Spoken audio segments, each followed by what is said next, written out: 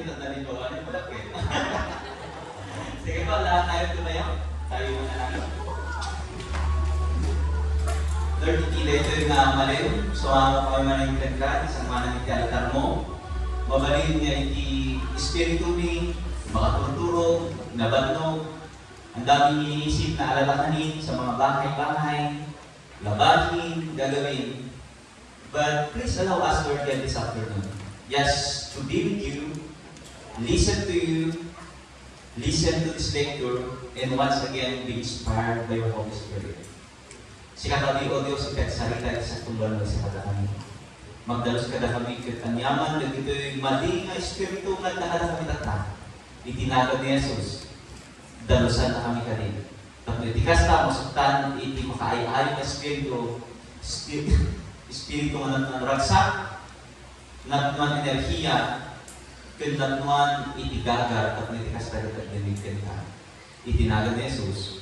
Amen and Amen. Sige po, inaantok tayo. Sige, tulog tayo. 1, 2, 3, go, tulog. 1, 2, 3, gising. Okay na. Sige, ang input natin ngayon is about why do I need to be a disciple and why do I need to be a disciple maker. Dalawang bagay ano po. Bakit ako kailangan maging disipulo at bakit ko kailangan pagdating ng panahon ay magiging taga-disciple din. Hindi natin magiging disciple. So, maliwanag na sa atin kung ano yung pagkakaiba ng disciple, ano? Yung definition ng disciple. But before that, Pastor Mary, ayaw niya? Ako, kawanin. So, why do I need to be disciple? Input number and a disciple maker. Sige po, panoorin natin ang video na to. I-play na nga. Yan. Wala ka. May video yan.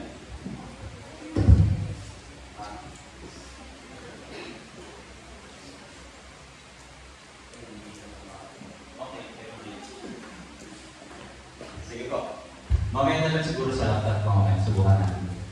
Sige po. Why do I need to be a disciple? Yung video is about dun sa existence ng church. Pero makikita natin mamaya. Gano'n ba kahalaga maging disipulo ni Kristo at maging disipulo para kay Kristo? Sa tingin ninyo mga kapatid. So, hindi lang tayo nandito para maging worshiper, kundi maging disciple.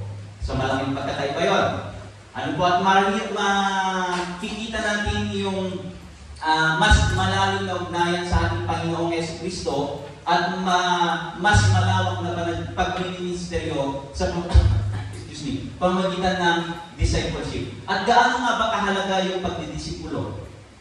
Kanina sa lecture ni Pastor Mary, natakal natin yung purpose natin bilang isang tao, bilang isang nanampalataya, and our ultimate purpose is to serve and worship God. At sa lecture naman ni Monica kanina, nakita natin na lahat actually ng pagdidisipulo ginagawa, iba't iba lang yung pangalan. Maaaring mentorship, maaaring student, yung mga teachers dito, dinidisciple ninyo, tinuturuan nyo sila upang sa ganun maging katulad nyo din sila sa mga susunod na panahon. And even yung mga magulang nagdidisipulo din.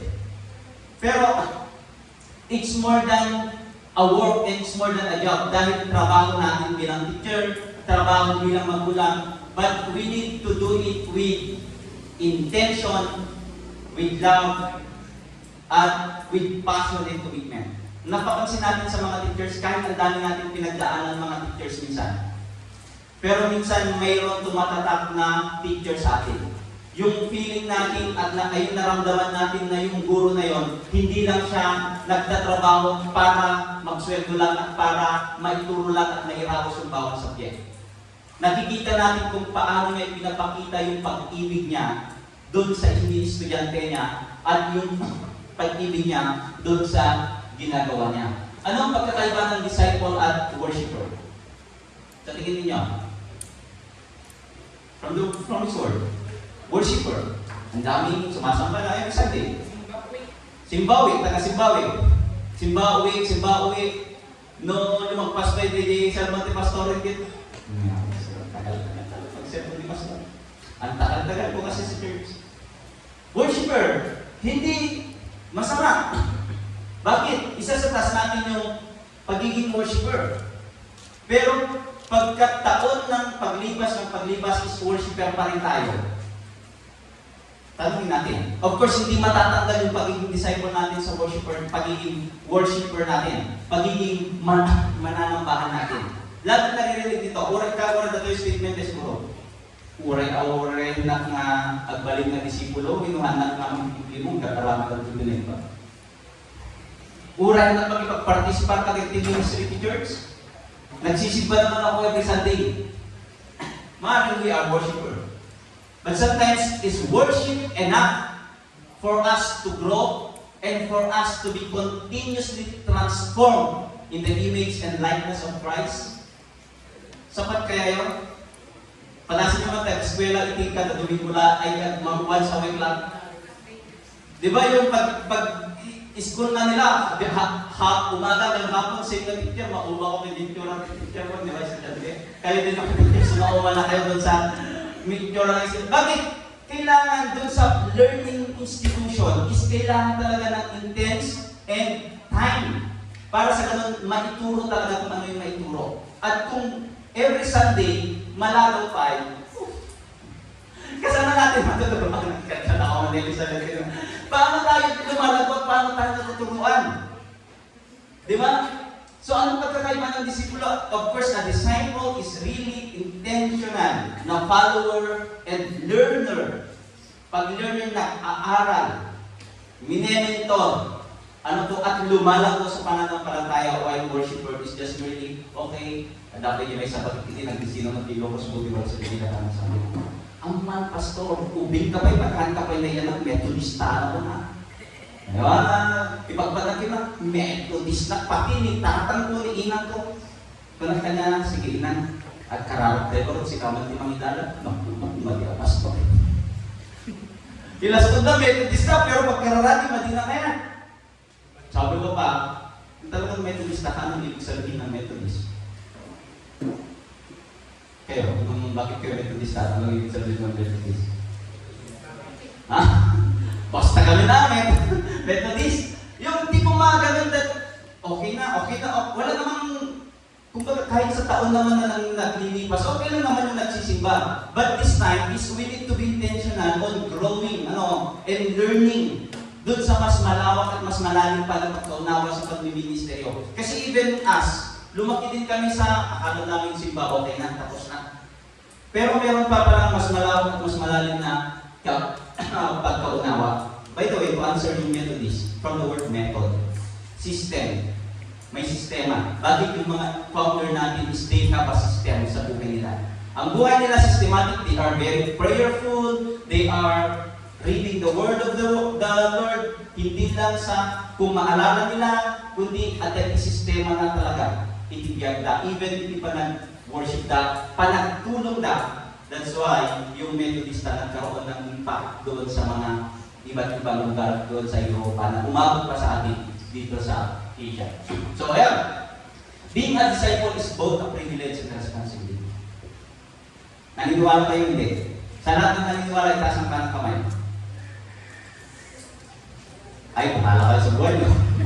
Sa mga hindi, it's both a privilege and responsibility. Privilege in the sense that ikaw ba naman pipiliin ng Panginoon para sumunod sa Kanya? Sa tingin nyo, pag Paulo or Mayor yung nagtawag sa inyo, pwede ba kitang maging assistant ko? Tuturuan kita tapos sa susunod, ikaw din yung mag-mayor. Anak na natin, wow. It's both a privilege.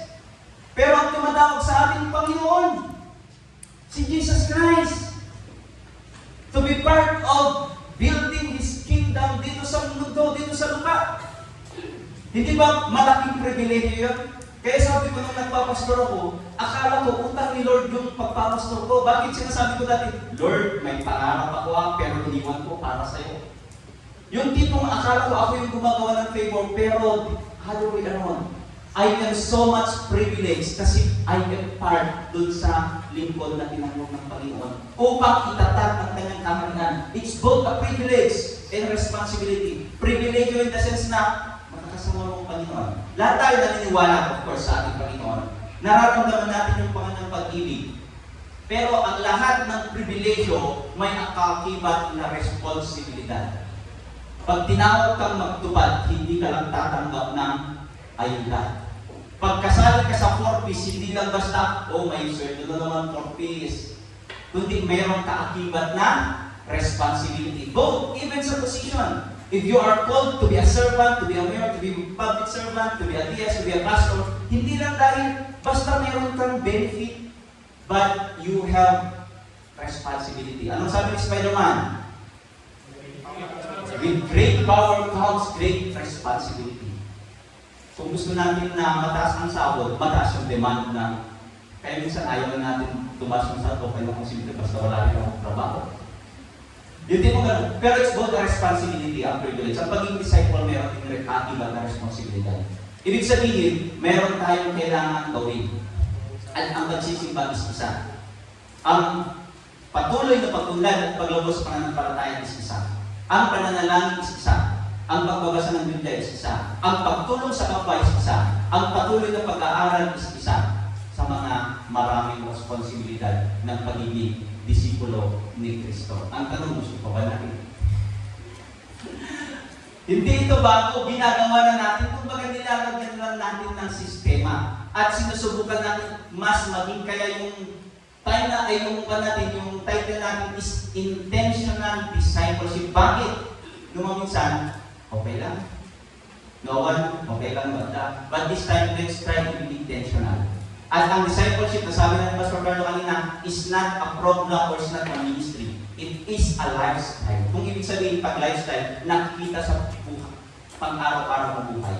The way you talk, the way you act, the way you do the work, the way you teach, the way you treat other people, dapat naglo-glow yung Espiritu ng Panginoon sa iyo.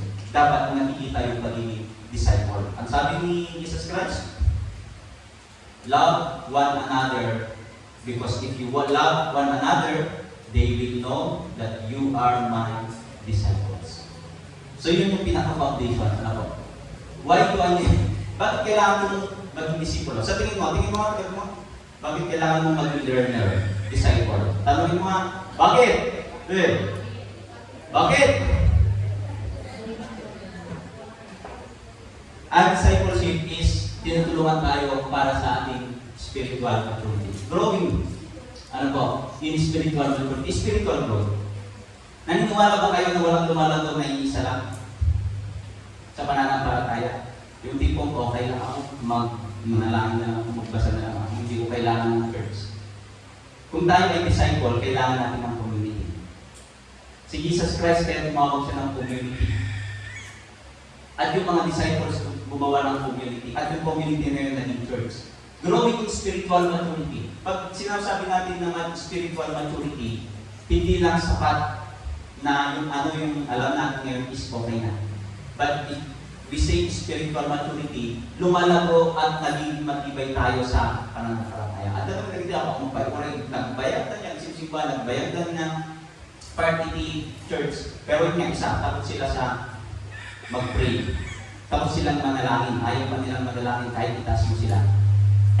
Second, ang tagal-tagal na nagsisimba, but still yung character hindi na babago. Yung tipo paglabas sa church is nandun pa rin. Alam, palasa ko kailang yung tinapis, at hindi pelain, alam, makiak-apa pelain, at hindi pelain, alam, makikis-kismis pelain, mang-pervertiti pa na. Of course, part sa mga transformation na nakikita dapat yung buhay natin ngayon. Pag growing in spiritual maturity, ibig sabihin, if we are disciple, tayo meron accountable, is nakikita yung pagbabago sa buhay natin. Lumalago tayo. At ang paglago ay hindi nangyayari sa overnight lamang. Ang paglago ay nangyayari seasonal. Ano ba? Level. Ang paglago. Makikita natin even sa paglago ng ating church, paglago natin, nakikita natin hindi man ganito yung itsura ng church natin dati. Hindi man ganito yung pananambahan natin dati. Pero we are continuously growing. Second, ano yung benefit? Why do I need to be a disciple? Is because we are following Christ's example. Ano yung example ni Jesus Christ? Serving sa paglilingkod. Minsan kayo yung spiritual maturity, pag selfish pa rin tayo, meron pa rin tayong spirit of selfishness after how many years that we are part of this church and we are part of the disciple of Jesus Christ. Kung wala pa rin yung spirito ng paglilingkod at self-serving pa rin, question natin. We are Jesus models ito may kaakibat, ito yung sinasabi ko ng sabi rin. Merong pangatlong ring na magkasawa. Minsan, pag sinabi natin suffering is not literal, it can be metaphorical. Pag sinabi natin suffering, maaaring siguro yung ganito, nagsasuffer tayo sa init, makikinig, magsasacrifice tayo sometimes, or most of the time, dun sa mga tayo na kailangan natin. Ang pinaka-importante, of course, yung loving, forgiving, and living. Pag isas example, ano ba at paano ba nabuhay si Kristo? Yun yung susundan natin. Ang tanong, paano tayo magkakaroon ng ideya kung paano nabuhay at kung ano yung ginawa ni Kristo kung hindi tayo natututo sa Kanya at wala tayong panahon para sa Kanya? At paano natin susundan ang isang tao, si Kristo, kung hindi tayo mismo na-immerse sa Kanya? Yung tipong, halimbawa, gusto kong maging katulad ni Jesus Christ o katulad ni BBM at tulad ni Sandro. Pero pag hindi sumama si Sandro Marcos sa tatay niya upang ipakilala at mag-involve sa politics, hindi siya mamumol upang sa ganon maging susunod na presidente. Ganon din yung mga anak natin, di ba? Hindi lang sapat na, oy, kasi aginaw kan, kasi aginaw, mahalaga sa buwan, kasi. The best na pagtuturo sa isang bata is ano? By example. Ipakita mo, kastoy ni aginaw. Kastoy iti aglaba. So ipakita natin. And yung buhay ni Jesus Christ, pag i-immerse natin yung buhay natin, kaya yung prayer natin every Saturday, every morning, and 6 a.m. is, Lord, I want to be like you. And that's the goal of discipleship. To be like Christ. Hindi ka maging katulad ni DS o maging katulad ni Pastor o ng mga leaders, kundi maging katulad ni Kristo. At ang pundasyon ng pagiging katulad ni Kristo ay ito, pag-ibig, kahinabunan, pagpapatawad, ay ang paglilingkod sa iba at pamumuhay na merong integridad at dangal. So yun, following Jesus' example. Third, through discipleship, we can experience God's love and grace. Sa mga ibang churches na gumagawa ng discipleship group, every time na na-encounter nila, na ang daming testimony sa even sinanay ko rin ang testimony niya is dahil sa church at dahil sa pagtutok sa akin ng mga leaders ng discipleship group, nararamdaman ko yung pag-ibig ng Diyos. Bakit? Minsan, abstract yung tingin natin sa pag-ibig ng Diyos. Yung tipong nasaan si Lord, hindi naman natin makita physically, di ba? But if there are people around us na magpapakita at magpaparamdam ng pag-ibig na yan, nararamdaman natin. Katulad ng isang bata, gutom na gutom yung bata. At ang sabi niya, Lord, kung totoong Diyos ka, dalhan mo nga ako ng pagkain ngayon at alam ko kung ano yun na yung magiging itsura mo. Ibig sabihin, yung sa mind ng bata, abstract, sino ba itong sinasabi nilang Lord Jesus na nagbibigay at nagpapakain? Ngayon, nanalangin yung bata. At ang sabi niya, kung sino mong bibigay sa akin, siguro ikaw yung Lord. At mayroong lumapit sa kanya. Tagabibilakan. Di bulos siguro. Nagbigay ng tinapay. At ang sabi niya, Lord, totoo ka pala. Like sabi yung gutom ko. Ginamit ng Panginoon. Sasabihin natin siguro, literal, hindi. Kaya nandun yung kagrupo natin. At yung mga magiging kagrupo natin or part sa mga group ng discipleship natin is magpaparamdam sa atin that there is God who really cares. That there is God who listens dun sa mga kinanaing natin, sa sakit natin. That there is God na concerned sa buhay natin through the people around us and through this congregation and through yung ministry natin sa discipleship. Dahil sa grasya ng biyaya ng Panginoon. Ang discipleship is more than just a Bible study.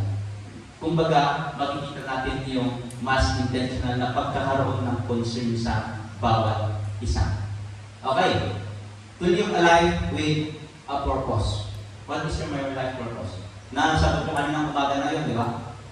Panghawakan ninyo, ano nga ba yung pang-ibig mo sa buhay natin? Yung layunin natin sa buhay natin. Baka hindi pa natin alam yung direction. Bakit? Kung may maliwanag tayo layunin, alam natin na mayroon tayo pag-asa. At through discipleship group, our discipleship group, and even yung congregation na to, and through the love and grace of God, maaaring mag-elevate sa atin. Ano ba yung purpose natin? At ang Panginoon ang magpapakita sa atin. Ito yung sinasabi ko kanina, finding community and belonging. Diba? Kaya lagi ko sinasabi even sa mga kabataan, kung meron kayong kaibigan, sana yung nandito sa church, yung best friend. Bakit? Pwede mong maging sandalan, pwede mong pag-sharean. Bakit? Pagka sa discipleship group at nasa loob ng church, sigurado hindi ka niya kukwento yan at sisiraan sa iba. Although marami rin tayong friends, best friends outside sa church. But if we trust yung mga people outside the church, then what more na pagtitiwalaan yung mga sa loob ng church. Pero minsan kasi ang reality sa church, pati sa loob ng church, meron nagagawang pagkukwentuhan at pagtigismisan. Kaya ang hirap din magtiwala tayo sa kapatid natin, di ba? Di ba? Even sa pastor. Minsan, merong isang case mayroong isang estudyante na nag-open sa pastor. Very sensitive na issue. Idikwan, yun lang ang pinagsabi ng pastor. Tapos pagdating ng panahon, kumalat sa buong congregation. Bakit? Hindi yung pastor kahit pinangis istorya, hindi JNT. Sana hindi gano'n. Yung discipleship group is hindi gano'n. Kung ano saan yung natin is nandun na. Or kaya minsan, kahit sa mga prayer meeting, yung mga pinapanalangin natin, the prayer request ko, after the prayer, ay, dalagi kasi na, dalagi kasi na ni Pastor, kung lumaki, hindi dapat pag-uusapan. Still part siguro, pero kung pinag-uusapan na natin, sana pag-uusapan natin with love and with concern, na willing tayo, hindi pag-uusapan, just para lang may pag-uusapan. Finding a community and belonging. Maraming mga tao na sa tingin nila sa labas is hindi sila belong. At wala silang, parang walang pamilya ng kumahalingin. Even yung mga broken families. Hindi lang dito, kung makikinig tayo, may immerse tayo sa mga kwento ng maraming church members sa labas. Mga part ng broken families, part ng mga abandoned children, they were able to find true essence of family doon sa loob ng church. Kasi nakikita nila, kahit sinong tao, kung may magpaparamdam sa'yo na yung tipong walang-wala ka, yung tipong hinang-hina ka, yung tipong kailangan mo ng makikinig sa'yo, kahit hindi na sa loob ng church. Pero pag nagbigay sila ng panahon, is meron kang sense na parang I can belong. At minsan ganun yung ginagawa. And even sa ganito yung mga kwento ng NPA, di ko alam kung may NPA dito, pero minsan ginagawa nila. Bakit? Paano nakaka-recruit, sabi nila minsan yung mga NPA, is, ang ginagawa sa kwento ng sundalo, alakin na ito kadali luwang iti magnalo. Sampol lang ito tapos iduling na. Tapos ngayon na naman, yung nawalan ng kalabaw, maghanap siya ngayon. Sino ba yung pwede makatulong sa akin? Yung barangay, hindi na i-provide, hindi na ibalik. Nag-consult na ito tayo barangay captain. Handa yung gintid. Nagpatulong na kadagit ka rubak, awan din itin na sa itin, gintid ka sa pula. Malugi na. Ngayon, lumapit ang isang membro ng NPA. Ano yung problema ang kapsa? Mapupukaw din ako. Ay, kasi pumayante o tulungan na naman sa ako. Indulin talaga yung dito sa bila to. Kaya na. Well, hindi ko alam kung totoong pwede, but partly, dahil na-provide yung pangailangan, na-responsan yung kailangan niya during that time. Nagkaroon siya ng tiwala doon sa hindi dapat or sa grupo ng mga NPA. Hindi ko sinasabing bad ang mga NPA, but makikita natin, kahit sino, once na nag-provide ng concern doon sa needs, nag-provide. Kaya nga maraming sumusunod kay Jesus Christ. Bakit? Napapakain sila. Bakit? Lumamakisyoso na lang. They find community and belong. And may this church be a venue and a place para sa ganun maramdaman ng mga tao yung totoong community and belongingness. Being a witness to others, pagiging saksi. So makita natin ito. Noong community mo natin, makita yung sa ure at tumbaletahan sa basta tumba magit. Ay patung malang sino kasama. At ikinapit kung baga mayroong strength yung bawat isa. And being a witness to others. And through discipleship, pag sinabi natin magiging witness sa iba, nasi-share mo sa kanila yung testimony mo. Paano kumikilos ang Panginoon? Sinanay ko rin, lagi kong ina-example, bakit?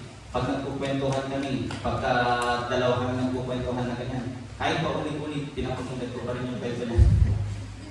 Simula ng bata yung mga paano siya nag-survive, paano siya binago ng Panginoon, paano siya lumago sa pananampalataya, mag-a-attend kahit ang mahal-mahal ng registration, kung saan-saan kumukuha para lang makapag-register. Pero makita natin yung kanyang paglaro. At sa pagkukwento kung paano siya binago ng Panginoon, maraming nai-inspire sa akin. Ano po? And even sa atin, kung paano tayo naging part sa disipulo ng Panginoon. What is your greatest why? The question is, next is, ano ba yung greatest why natin sa buhay? Bilang disciples at bilang part doon sa magiging disipulo ni Kristo, although lahat tayo, na-define na natin kanina that we are part of disciples, but intentional discipleship. Ano po? Ano yung greatest why natin? Bakit tayo nag-e-exist? At bakit tayo kailangan maging disipulo ni Kristo? Pwede na natin sagutin sa buhay natin yun? Sa mga notebook ninyo? What is your greatest why? Bakit? Bakit mahalaga yung why? Sabihin nyo, why do I need to earn money? Mga tipong marami. Why do I need to work? Why do I need to attend church? Why do I need to be part of this discipleship program? Why do I need to obey? Why do I need to give my tithes, to give my offering? Greatest why natin. Bakit? Find your why and you will find your way. If there's a way, why? Sabi, if there's a will, there's a way. Pero ngayon, if there's a why, there's a way. Kung merong away talaga. May away. Why? Kumbaga, reason. Bakit? Kung alam mo yung reason mo, minsan yun yung nagmo-motivate sa'yo, hindi lang minsan. Kung alam mo talaga yung reason mo, yun yung nagmo-motivate sa'yo at yun yung nagpapalakas sa'yo. Yun yung sinasabi natin para kanino ka bumabangon. Kaya nga ang sipag natin magtrabaho, bakit? We need to provide. Alam natin, kailangan natin bigyan ng allowance sa mga anak natin. Bakit? Mayroong maliwanag na why. Pero pag hindi maliwanag yung why natin, minsan agala-ala itidireksyon tayo. Katulad ng ibang tumatakbong senador. Ba't ka tumatakbong senador? Ano ang programa mo? Ano yung maaari mong i-contribute? Pwede kong tanongin natin sa mga tumatakbo ngayon na konsiderado sa community. Ba't ka tumatakbo? What is your greatest why? Kung sasabihin na lang nila, tumulong, then what? Pwede kang tumulong na wala sa posisyon. Pwede kang mag-serve na wala sa posisyon. Ano pa? The greatest why natin. Bakit? Minsan, yun yung nagmo-motivate sa atin. Kung alam natin yung sagot natin kung bakit tayo, makakahanap tayo ng wakas or way for us to do yung kailangan natin gawin. Okay pa ba? Maliwanag ba? Maliwanag? If you know your why, you will always find way. Nag-usap lang kami ni Kapsat Isong kanina. Sinasabi ko, pag kita kami, mabalik na leader, potential leader, mabalik agad SM lang kung still set eh. Nagdagduwag kami kay Ado Tuplak. Ang aling tayo niya, yung isunod natin ng ibaga, yung nung kaya, at dami remedio na. Diba? Ito? Maraming rason, naglakot ang bakran mo, magalang rason. Pero kung kaya mo talaga, at alam mo talaga yung magiging bunga na gagawin mo, then you will always find a way for you na gawin ang isang bagay. Sabi yan ni John Maxwell, ang John Maxwell is icon of leadership. At ito, minsan talaga sa leader na a-apply ito. Kung alam mo yung reason kung bakit, halimbawa, katulad ngayon, sa distrito natin, bakit natin ginagawa ang discipleship? Ako ay have a very clear direction doon sa why, bakit natin ginagawa. At ilan, at hindi ko alam kung saan patutungo, but I know na itong ministry na to makakatulong sa paglago at pag-develop ng leaders. But sometimes, pwedeng ma-shaken yun. Pero, mag-isip tayo, ano ba yung why natin? Ang why natin, gusto natin na ang United Methodist Church dito sa Isabela Coastal Mission District ay lumago, makapag-develop ng maraming leaders, makapag-produce ng maraming workers, magkaroon ng impact sa community ng bawat church ng bawat member. Bakit titignan natin si John Wesley Ganon na maaaring makapagdulot ng pagbabago at pagtunlad hindi lang sa UMC, kundi sa community. And kung bakit at kung paano, alam ng Panginoon. At isang way yung ginagawa natin. We can go and be busy in ministry but not making disciples. Alam niyo yan? Yung dami natin ginagawa, minsan lesson sa akin personal ito. Ang daming ministry, ang daming ginagawa, ang daming activities. UMC, mahilig sa ganyan. Pero, nakakapag-produce ba hanggang sa napapagod na lang yung pastor? Ni pastor tumabalang bisita, ni pastor tumabalang ano, sinakatado, activities na. Na alam niyo yun, yung sobrang busy mo pero walang natutunguhan yung pagka-busy natin minsan. Yung nakatutin, but if we don't know our why, if we don't know our goals, minsan parang mawawala lang. Nagiging ministry, but not making disciples. Na, alala, hindi nag-test kinuha ang mga churches. Ang bilis magpadami ng members, ng worshipers. Medyo pintasin ng sermon mo, pintasin yung delivery na, nagkadon ko tagdinig. Naalala ko nung na-destingo ako sa Aurora. Pagdating ko doon, merong 13 na nag-attend every Sunday. Within 2 months, sa last 2 Sundays before ako umalis, before ako nag-apply ng chaplain, umabot kami ng attendance 100. Ang ginawa ko lang, nagbisita. At ni-remind, at yun, pastor, ito yung mga naggato. Pero nung umalis ako, walang na-develop na leaders, walang disciples, walang sumunod, naglago ulit sila. Bakit? Walang intentional na pagtuturo yung pagde-develop talaga. Kung baga, mag-release ka, mag-invite ka lang, makikinig ng ganito. Pero doon sa mga makikinig, tignan natin yung current situation natin mga. Doon sa mga nakikinig, ilan ba talaga yung talagang nababago doon at yung natututo at lumalago doon? Baka mabalinda lang ka na may sumumang mapanta. Well, baka dahil napipilitan lang sila, pero pwede lang din, di ba? Una na pinipilitan namin noon dahil pabayad lang sila, doon nag-i-start minsan. But not making disciples. Meron lang tayo maraming crowd, pero we don't. The current situation of church, ito makikita natin. Itong statement na to. Tingnan natin. Membership statistics. Bakit kasi na, di ba? Ang United Methodist Church sa Pilipinas, noong 2006, merong members ay sa Pilipinas sa buong mundo. Merong 11 million. Buong UMC na, kuya na. Marami or konti? Madaming million na yan.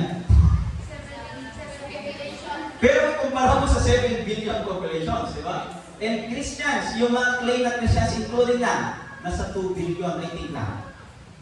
So the rest is Buddhism, parts of Confucian, ibang church. Pero tingnan natin sa Pilipinas. Ilang taon ng Methodist ang Pilipinas? Since 1900s, pero yung membership 201. Ito ang Philippines. 1,000. Ganun tayo kakunti, pero ang population natin ilan? 100 million. Pero sabihin mo na lang, siguro nasa 90 million pa lang, way back 2006. 2016. After 10 years, lumago tayo. Tignan mo yung lumago natin. 500, ay 5,800. Merong increase na 3% in 10 years. Kino-compute ko yan, i-divide ko sa 1,000 church, every year, may nadadagdag na Methodista na kalahating tao. So, ibig sabihin, sa loob ng 2 taon, iisa yung nadadagdag. Sabi ko niya, ubrahin ka Methodista. Kaya ngayon, nakikita nila, we are not actually growing. We have a lot of ministries. We have a lot of programs. We have a lot of funds. But we are not making disciples. We are not actually making an impact. Ang Iglesia ni Cristo, ilang taon pa lang mas nauna pa tayo. Millions. Ang mga CCF ngayon, ilang taon pa lang tayo. Millions ang members tayo. 200,000. Ngayon, nasa 300,000 na rin ata. After 2006, after 9 years ulit. Hindi na naalala yun. Tingnan natin sa church natin. Ito. Noong 2003 ako, 2003, nakikita ninyo yung reality. Total, sa lahat, meron tayong 1,700 members. Ang dami palang Methodista, di ba? Nung botos na mami nito, mahapag ang konsihal. Pero pati sabi naman, palanan, di ba? Sa Dibilakan, sabihin na lang natin, total 234 based on records. Madaming mga konti. Bahala kayo magtingin. Ang professing, 111. Basta kung ito, buong kanana, pero sa Dibilakan, marami sa palanan, di wala. Then 2024, meron tayong, sa loob ng isang taon, meron tayong nalagdag na 25 plus 8, 33, which is naging 1,040. Madami pala tayo dito sa Coastal Town, di ba? Ngayon, ang percentage niya is merong 3.28% increase in 1 year. Yung kanina, 10 years. Buong UMC yun. 2006, 2016. Yung statistics na yun yung mga nagtuwa na kailangan natin balikan kung ano yung dapat. Bakit dumating sa history ng UMC na ang statistics ng UMC ay umaabot na nakapagpatayo sila ng one church every day. Ibig sabihin, mayroong church na napapatayo 365 more than every day. Kung titignan natin kanina, tignan natin yung pinakamalakas at pinakamabilis umunlad. Sa Africa, Central, sa Congo. Alam niyo yung mga community na to? Yung mga poorest of the poor. Kaya ang UMC ngayon, yun yung binubuhusan nila. Meron ng Africa University, pinatayo ng UMC. Bakit? Doon yung mas lumalago na area ng Methodista. Pero tignan mo sa United States, negative, bumababa. Bumaba na naman ngayon. Pero hindi na natin pag-usapan yan. Ito, 3.28% in 1 year ang increase natin. Yung local church, tignan natin. Ano po? Ay worship attendance. Yung isa kanina is membership. Ito, worship attendance. Yung ilan ba yung nagsisimba every Sunday? Doon sa 1,040 na members, ang nagsisimba lang ay, nung last year is 269.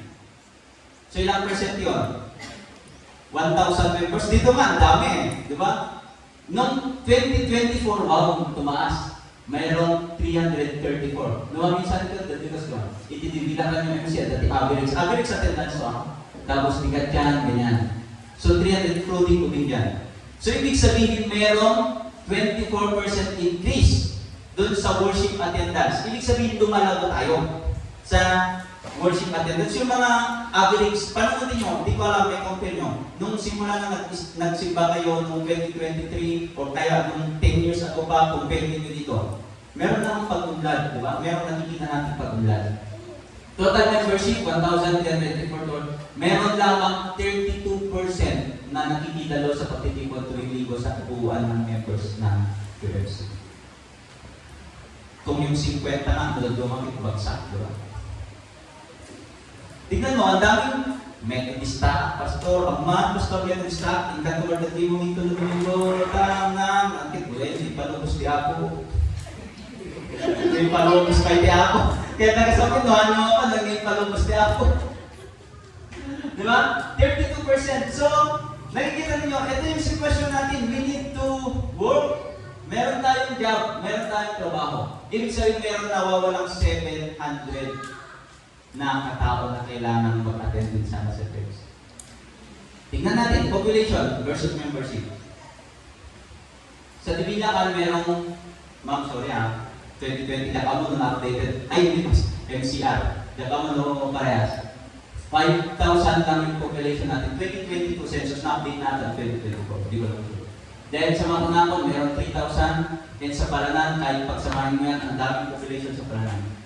Merong total population sa sakop ng Isabela Coastal Mission District na 27,488. Yan yung tao sa Makunakot, Dibilakan, and Palanan. Maliban sa mga flying waters. At maliban yung mga dayuhan na hindi pa nag-registro dito. Okay. Meron lamang 3.88. Ikumpara mo sa total population, i-compare mo doon sa ilang yung members natin? 1,040. meron lamang 3% na Methodista sa Kabuuan. Ibig sabihin, sa bawat 100 na tao sa coastal town is 3 doon Methodista. Malaki, maliit. Malaki, 3%. Di ba? Dinigan natin. Nasa tatang worship at doon naman sa worship attendance, sa 27,000 na population, ikumpara mo yung nagsisimba sa Methodista. Ilan? 300. Only 1.21. Sabihin mo sa 15 or 10 na church sing ganito, marami na tayo kasi marami tayong churches. Paano yung iba? Sabihin ko puro ganyan na lang. Tigwa 1% sa bawat. Sa bawat churches, Iglesia, Sabatista, mga churches, kahit sabihin mo na 10, kung parehas tigwa 1%, ibig sabihin mayroon lamang 10%. Kung sabihin mo 20 na lang, sa 20 na churches, 20% yung nagsisimba lamang sa buong coastal town.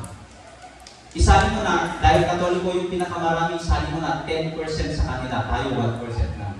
Meron lamang 30%. Ibig sabihin, merong nawawala na 70% na hindi nag-a-attend ng church. Isali mo na lang doon, kalahati siguro doon, mga bata. Kami na lang. So, ibig sabihin, so 70, merong 35% na adult na hindi nagsisimba. 1% lang tayo, meron tayong pwedeng market na 35% or mga pwedeng i-invite na 35%. Maliwanag po. Years of existence, ito matindi. Ikumpara natin sa taon ng existence ng church natin. Di ba? Years of mission, 53 years na tayo. Itong Ibilakan is na-establish siya 1969 din.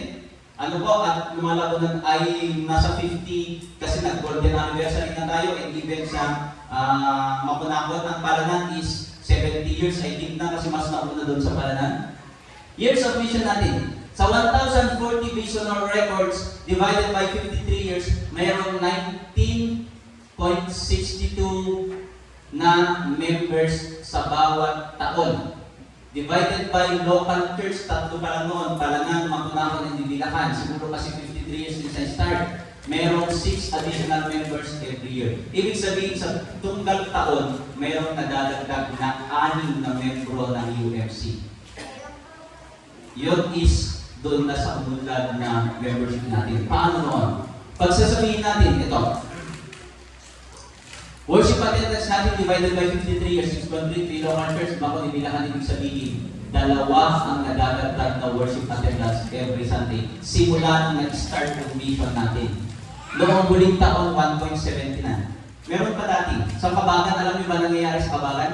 102 or 119 years anniversary ng Kabagan. Ang nagsisimba lang nasa 40. So, ibig sabihin kung yun ako, parang kalahating tao na dagdag. Sa ibang church, dito sa na lang, sa Palanan, siyempre, hindi na namin response wala pa kami doon kung ilang taon yan. Dito na lang, sa mga congregation, mauna ako bibilakan yung Palanan UMC. For 50 years, meron bang 50 nang nag-attend? Buti dito sa Ibilakan, mayroong 80. Sa mga nakon, nakabot din silang 50-60 sa kanila. Pero kung i-complete natin, sa tagal-tagal ng panahon ng Methodista, ganun pa rin yung bilang. Bakit? Lagi natin inaawit, Lukasano, hindi ugma, kastangan na ugma, awan duras na. Diba? Lukasano, hindi ugma, kastangan na walang nagtatas. So, ito sinasabi natin, bakit kaya ganito? Of course, maraming factors na nakaka-affect. Maaari yung situation mismo, yung hirap dati ng pag-mission, yung walang gustong mag-destino dito, yung layo ng mga mission areas natin, yung maraming factor. Pero ngayon, nagigising tayo, kailangan na natin kumilos. Bakit? Darating ang panahon, baka magiging negative din ngayon. Gusto niyo ba pagdating ng panahon na wala nang magiging Methodista? Yung tipong tayo-tayo na kasi sa US ngayon, binibili ng mga Muslim yung mga churches. Bakit? At dati naman, simsimba lang yung ilang piraso. Puro naka-wheelchair kayo. Ihatid lang yung wheelchair, magsisimba sila. Bakit anong ginawa nila? Hindi sila nag-disciple, hindi sila nag-train ng leaders. Hindi sila tumutok sa mga kabataan, sa mga bata na susunod na generasyon. Dumating sa history ng UMC, bata ako nun. Di ko alam. Meron yung time na talo kami lang nag-gimbimo yun. Kapag lumalagay ko rin sa KTSIT, bakit? At dati nagpapasok mo dito, dati mantala o dati para malita kahit ikaw ba nagsimot akin. Kasi din yun. Meron yung, pero alam nyo naman na, kapag nagsabihan ko naman yan. Pero nakita ko talaga, as in, mas marami na yung upuan. Mga bata. Then siyempre, kasi ito, gano'n naman yung realidad ng buhay. Pero hindi natutulog ang Panginoon. God ay talagang kumikilos din at ayaw na rin patuloy na wow. Ang dami ngayon, pinagmamalaki natin tayo yung nauna dito, pero ang dami na rin lumipat. Bakit? Si Kaman itinay ng isang pastor, tapos ang lawak-lawak ng Panginoon. Pero ngayon, marami na tayo pastor, wala na pastor. Dati, consider, ang hirap na mag-mission dito. Kaya nga, nagduma, hindi ka kahit Kristino ito eh. Pero ngayon, meron na tayo motor, dati tinglagnaan, ngayon meron na motor. Kumbaga, napaka-accessible. At ang hinihintay lang nila yung mga volunteers na gusto tumulong ngayon sa mission. Sige. Tingin nyo, kailangan natin magtrabaho sa sitwasyon ng church natin ngayon? May nakikita ba tayong problema? Kailangan ba natin mag-disciple? Sa tingin niyo? Kailangan ba natin mag-train pa ng leaders? Considering the situation ng ating church ngayon,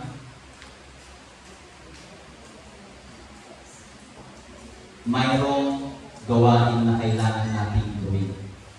Pero kung gusto din nyo naman, okay lang na nagbibigyan ko sa UMC. Pero sana yun yun, di ba? Anyangay timapalak kita, anyangay pakinabang kita. Pero alam nyo, simula nung bata ako, parang nung kasjay na makita event sa Kabagan, ko nakita, Lord, anyangay din dito na church. May Englishang word, please revive this church. Yung tipong iniibig natin yung community na nag-feed sa atin, yung community na nagturo sa atin ng pananampalataya. We cannot afford to lose UMC dito sa Isabela Coastal Mission. Sana yung spirit natin, na nandun yung concern natin na, Lord, busy ako pero maaari mo kong gamitin sa ibang bagay. I need help sa mission. Bakit ayaw kong makita na magiging gano'n ka lang na kung ano yung kasalubong magagkas natin ngayon. Gusto kong magkaroon din ng impact sa akin first pa sa susunod. At tayo yun. So, kailangan natin magtrabaho, kailangan natin mag-disciple pa. But parang lungkot nyo na. Parang nawala na kayo sa mood. Alam niyo, yung bata ako, yun yung sinasabi ko, pinag-pray ko, Lord, sana darating ang panahon, magiging mayor ako ng dibilangan. Tutulungan ko ang UMC. Hindi yun yung way ni Lord. Gusto ko pa lang tumulong din, sige, mag-serve ka. Even nung mag-apply ako ng chaplaincy, sabi ko, Lord, mag-apply ako para magkaroon ako ng kita, makakatulong ako sa mga gusto mag-pastor doon. Gusto ko pa lang tumulong, hindi bumalik ka doon. Yung tipong mga siguro pa rin yung sinasabi ng Panginoon sa akin. Ngayon, natatakot na kayo magsalita na, Lord, baka pastor ng tumit. Diba? Pero alam mo, once na meron kang concern at care sa church, i-open ni Lord yung opportunity. Hindi kailanman o hindi kailangan na iiwan mo kung ano yung bukasyon ng meron mo ngayon. Ang kailangan niya na yung willingness mo na mag-submit. Lord, I am willing, here I am, use me and send me. Alam natin at gusto natin, mayroong impact ang UMC pagdating ng panahon. So why discipleship? Bakit kailangan natin mag-disipulat, magturo? Jesus did it. Ginawa ito ni Jesus. Okay, matapos ng alas doon. Ito ang ginawa ni Kristo, pumili at tumawag sa mga disipulo. Nakita na natin kanina yung mga disciples niya. Ginawa ni Jesus. Anong ginawa niya? Biruin niyo, 3 years lang. Ngayon, magti 3 years na ako, pwede na. 3 years lang. Tinuruan niya sila. Pero hindi niya lang sila basta tinuruan. Tinawag niya sila. At napakaganda yung sabi kanina ni Monica. Yung una, iniwan yung lambat. That reflects maybe, hindi yung iiwan mo kung ano yung merong lambat.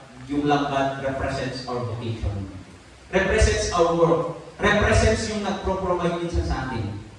At yung isa naman, iniwan yung bangka. That represents maybe yung comfort natin, yung hope natin mismo.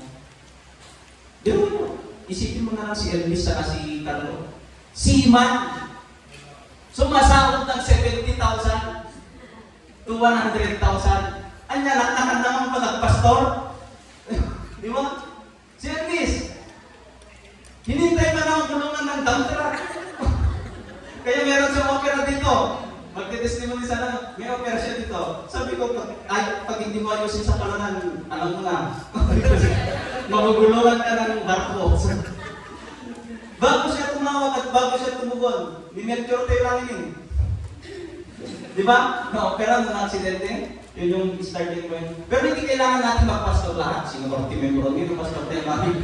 Sino ba yung opera nito? Pastor tayo mami. Pero maaaring isa sa atin. O iba sa atin na nagtinatawag na ng pastor. Ang kailangan makipag-participate sa mission. Bakit? Yun yung sinasabi ko na maraming reason siguro maaaring hindi lang natin napapakinggan. Pero pag nakikita natin yung pinaka-why ko bakit sabi ko, ba't ka nag-pastor, bakit? Nakita ko yung sitwasyon ng coastal road. Parang hindi kami pinapansin. Hindi naman nila bihirang tayo mabisita ng PS eh. Dati. Hindi man nila tayo tapos nung nag-start lang na mag-SCSUA, yun na yung nag-start na parang nabigyan ng tubo. At maganda rin na natutupan ng coastal road. Ginawa yun ni Kristo, pumili, tumawag, hinubog niya, at hindi nag-start doon. Pero ito pansinin ninyo, sa lahat ng tinawag niya, hindi agad-agad naging disciple sila at nagturo sila at humayo agad-agad sila. Tinuruan niya sila. Nakipamuhay siya sa kanila. Sa 3 years, inayaban na, insulod na, nakipagpangan, at dalata iti nag-traitor mo maysa. Hindi lahat. Sa 3 years, nakita nila yung mga miracles. Anong ginawa ni Pedro noong siya ay ipapako? I-deny pa rin. There's no perfect disciple. Even sa mga kings, sila King David, King Solomon, sa tingin niya perfect? No. Even ni Pablo, perfect? No. Walang perfect ng disciple. But once that we are willing na iwisuko yung buhay natin, then God can and will use us for the transformation, for building His kingdom here on earth. Ginawa ni Jesus, kinoment ni Jesus, wala naman yung verse niya. Ayan. Inihayo niya mga lagad. Hindi lang basta disciple niya sila, tinuruan niya. Anong ginawa? In every pagtuturo, may paghahayo. Kaya nga hindi na nanatili sa grade 1, grade 2, grade 3. Mayroon level of learning, and after college, babalik din sila sa working area. Bakit? Sila din yung magtuturo, sila naman yung magtatrabaho, and ganun din yung gagawin nila. Ganun yung pagiging disciple. Minsan sa atin, nakatun na lang lahat sa pastor. Which is, gusto atat mo doon na trabaho ng pastor kung ngayon mo. But tayo lahat is disciple. At yun yung commandment. At pag command, ibig sabihin, we need to obey. Minsan kung may command kasi, mahirap tumugon na. Ang sabi niya sa Matthew 28, then the 11 disciples went to Galilee. Ito na, wala na si Judas dito kasi nga, pag na siya, nagbigti. To the mountains where Jesus had told them to do. When they saw Him, they worshiped Him, but some doubted. O, di ba? Nakita nila, nag-resurrect na. Nagdududa pa rin. Tayo pa kaya na hindi pa natin nakikita ng Diyos. Marami pa rin nagdududa, pero hindi natin hintayin na yung pagdududa natin masagot, yung katanungan natin masagot for us to answer and to say yes. Marami pa rin duda. Ako nga, nagdududa pa rin. Magbubunga kaya ang ICLD? Magiging okay kaya ang ICLD? But ang kailangan natin mag-obey. All authority in heaven and earth is given to me, therefore, go and make disciples. Yung sabi ng mga nila, of all nations, maaaring sa iba't ibang lugar. Maaaring hindi na siguro of all nations. Go and make disciples on all barangays, on all areas ng coastal. Baptizing them in the name of the Father, Son, and the Holy Spirit. Dalawa, to make disciples, baptize them. Ano po? In the name of the Father, the Son, and the Holy Spirit. We are good in baptism. Nagkalistog din yan. Magpapantay, ang dami nag-baptize na Methodist dito sa Libilahan. But we fail on the second part. Ano? And teaching them to obey everything I have commanded you. being a member of a specific denomination or dito sa Methodist will not end only in baptism. Hindi naglalas binyag ka member ka na. Tapos sa susunod na pagpasok mo, kasal. Sa susunod na pagpasok naman, living. 3 times akong nagsimba. Una, nung bininyagan ako. Pangalawa, nung kinasal ako. Pangatlo, nung inilibing din ako. Huwag naman sarang gano'n yung mga Methodista ako. Alam mo, teaching them to obey, I have commanded you. Pag teaching them, nandun yung Christian education, yung intentional na pagtuturo. Of course, yung sermon, every Sunday, Sunday school, nandun yung pagtuturo. But this time, we are on the process of being intentional talaga sa pag-disciple pagtuturo. Mga kabataan, okay pa kaya? And surely, I am with you always to the very end of the ages. Hindi niya naman tayo hahayaan ng isa. Nung nag-command si Panginoon, si Lord, hindi niya naman sinabi, in kayo, bahala kayo. Hindi. I am with you until the end of the ages. So if we will do this, we know and we believe that God is with us. Naniniwala po ba kayo? Sa mga members ng Mission Congregation ngayon, yung parang tingin ninyo, yung panabas kasama, bibigat dyan, bulos, awas lang panabas, tatalaw kami ng membro. Kalau dati parami di kapitan awal naman, nung dati baba, dati ayuda, unahin dati ayuda. It's okay, normal, part, hindi natin mapipigilan yan. But, hindi tayo titigil. Bakit? God is with us. Baptize and teach. Baptize and teach. Pag sabi sa katabi mo, baptize and teach. Hindi lang basta mabaptize. Pag mabaptize, different topic na yan. At ituro. Pag ituturo, yun yung sinasabi ko, minsan we fail to teach. Enough na yung sermon. After sermon, after Sunday, wala na. Makikita tayo tunan-tunan sa mga Domingo. Dami na tan, midweek service, makikita tayo. Yung mga kabataan, mayroong wifi. But sometimes we fail to teach. Isipin na lang natin, ang sabi nila, in order for you to learn one skill, you need to have 10,000 hours to practice. Tapno makitang with the perfect mo magbalong ka mabiyasa kung may isang skill, 10,000 hours. Isipin mo na lang yung 2 hours ka lang every week. Makinig at magbasa ng Biblia. So, kailangan natin ng mas intentional na pagtuturo at pag-baptize. The apostles did it. Si Jesus Christ, ginawa niya. Kinaman ni Jesus Christ, ginawa ng mga apostol. By the way, bakit apostol na yung tawag? Dati disciples of Christ. But after si Jesus Christ ay umakyat na sa langit, ang tawag na sa kanila is apostles. From the word apostolos, which means sent out. Naihayop na sila. After silang nag-aral, after nilang receive yung power of the Holy Spirit, sila naman ay umayo. So, apostles. Ginawa ng mga unang alagad. John Wesley din. Sino nakikilala kay John Wesley? Oh, di ba? Methodist na tayo, pero minsan hindi natin alam kung sino founder natin. John Wesley is the founder of United Methodist Church or Methodist Movement. Ginawa niya yung John Wesley yung pagdidisipulo. Ano po? Si John Wesley, hindi siya magaling mag-sermon, sabi nila. Pero nagagawa niyang i-gather ang maraming communities. Ano po? At ang ginagawa niya, ang technique niya, is small group. Meron siyang technique. Ano yung ginagawa ni John Wesley? Ano po?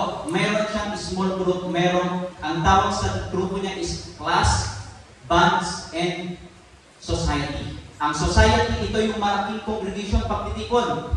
Pero doon sa malaking congregation, na-divide yun ng small groups. At yung small groups, yun yung mga cell groups minsan, yung sinasabi natin base, pwede na lang. Pero ngayon is discipleship group yung gagawin natin. Yun naman, mas intentional na patutok. Bakit? Minsan, pag nagsesermon yung pastor dito, after yan, makikita na tayo. Pag hindi pa magbisita yung pastor, hindi natin alam. Meron palang concern, meron palang may sakit, may birthday pala. Minsan, hindi na lahat nakikita ni pastor. Ang ginagawa, yung mga small group, nagre-report kay John Wesley, ito yung concern, ito yung mga panalangin ng bawat membro natin. May small group. Pagkatapos niyan, merong bands. Ang bands naman, yun yung mga grupo naman ng mga leaders sa bawat small group. Mas intentional na covenant discipleship group naman yan. Kumbaga mga leaders. Pansinin natin, kung walang barangay captain, walang barangay kagawad, walang purok leader, Paano magsasalita yung kapitan at magmamanage ng isang barangay? Paano magmamanage yung mayor kung walang mga barangay captains na pwede i-designate yung mga kailangan at concerns ng bawat? So nakikita natin itong actual at dito sa loob ng church, mayroon tayong lay organizations. Ang ginagawin natin is i-convert natin siya into discipleship group para makita natin. So ganoon yung intent yung gagawin natin. And lastly, the church or church is mandated. The mission of the church is to make disciples, paulit-ulit to make disciples, not to make worshipers or to invite worshipers, and to make disciples para maging katulad at kawangis ni Kristo. Pagkitapit ng katabi mo, sabi mo malapit na. Konti na lang. Konti na lang. Konti na lang. Sige. Disciples of Jesus Christ. Bakit natin ginagawa ang pagdidisipulo? Hindi lang dahil para dumami ang members natin, kundi para magkaroon ng impact sa mundo. At yun yung goal natin. Bakit? Isipin natin, kung lahat ng magiging membro ng UFC, ng disciple natin, is mababago yung buhay, mas magiging mabait, mas magiging matulungin, mas magiging mapagbigay, mas magiging asikaso, magkakaroon ng concern sa iba, at magduduplicate yung karakter na yun sa iba. At kung sakali man na sila ay mamumuno, or kahit sabihin mong hindi mamumuno, pagdadami at dadami yung ganong karakter, masasaturate yung buong area at magkakaroon ng pagbabago sa mundo. Meron isang kwento. Ano po, sabi nung isang community sa English community doon sa Europe, mayroon isang dayuhan pumunta. At naglalakad siya. Naghahanap siya ng mabibilhan ng alak. Sa paglalakad niya mabibilhan ng alak, saan ba yung mga bibilhan ng alak dito? Nakarating na siya, wala dito, walang nagtitinda dito, walang nagtitinda. Sa buong village, walang nagtitinda ng alak at sigarilyo. Tapos tinanong niya ngayon yung isang slave, but walang nagtitinda ng alak dito. Alam mo sabi niya? 100 years ago, sabi nung nagtitinda, mayroong isang tao na pumunta rito na nag-preach sa katapuhan ni John Wesley. And starting that time na bago yung perspektibo ng tao hanggang nagsara yung mga tindahan na nagbebenta ng alak. Bakit wala na silang nagbebentahan? Bakit wala nang bumibili? Napakaganda, di ba? Sa Ilocos, di ko alam kung paano magkakaroon ng impact ito. But sa Ilocos, nung nadestino ako doon, bawal sa bawat membro ng UFC ang sugat every time na may patay. Bakit? Pag may patay, at bawal talaga magsugal. Hindi kasi ang gagawin nila, hindi magseservice yung pastor pag may sugal. Ang hirap doon minsan kasi, pastor kasi ako may bantay mo ka. Totoo naman na. Pero yun din sana yung papasok ng church. Kung ang concern is magbabantay, then bakit doon sa congregation, mag-uusap-usap tayo. About sa service. Na legislate nila at inaprobahan nila sa district nila, bawal magsugal every time ng patay. Ngayon ang model, even si John Wesley, gambling, vigor, and the dumapan, sana, pagdating ng panahon, hindi natin nakikita, magkakaroon talaga ng impact, ano po. And ito pa, sa Ilocos ulit, sa Ilocos kasi ako na-immerse na. Sa isang community sa Salcedo, kahalos na tulad ng bibilaan.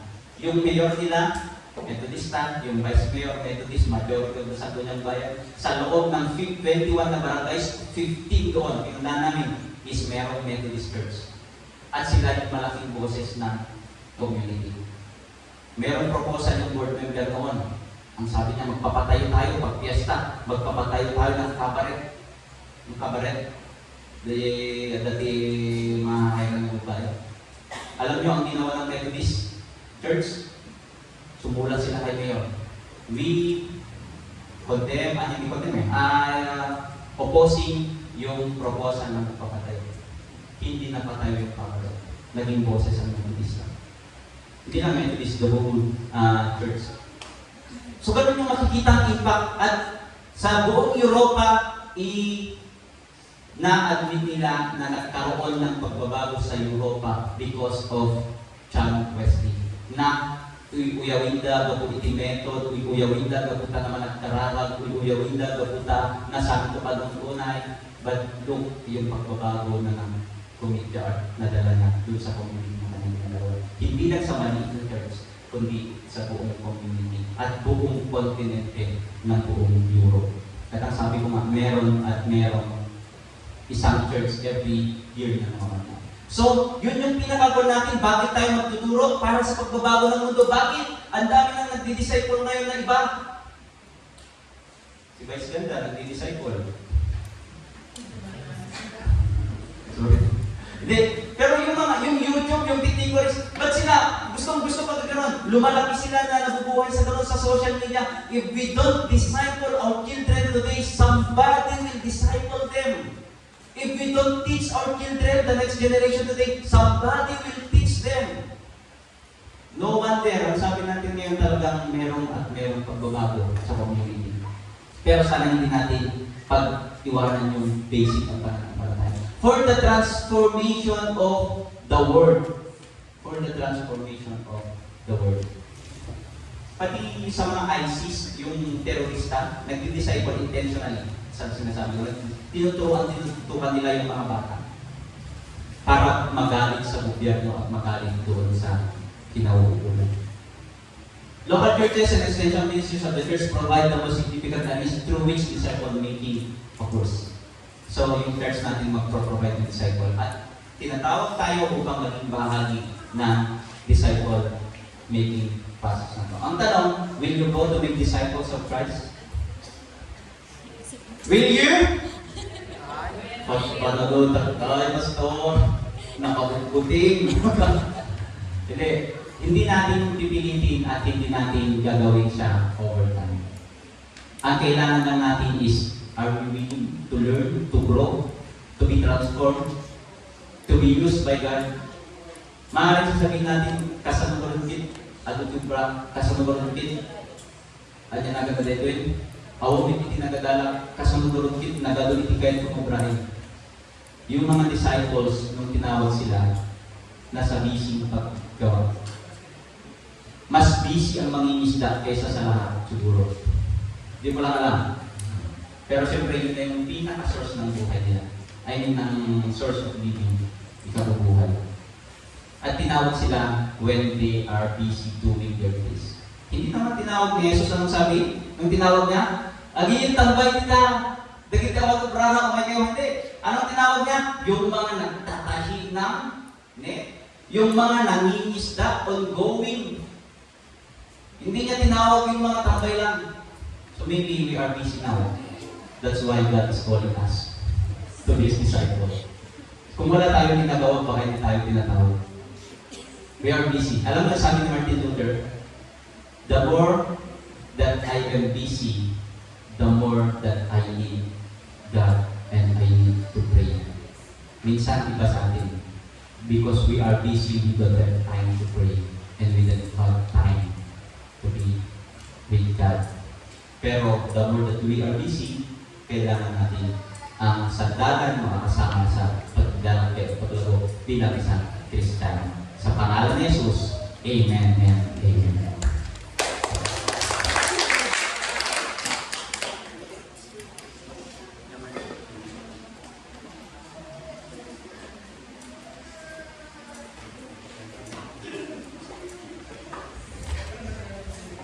Sige po, meron tayo. Hindi po, kakanin ako.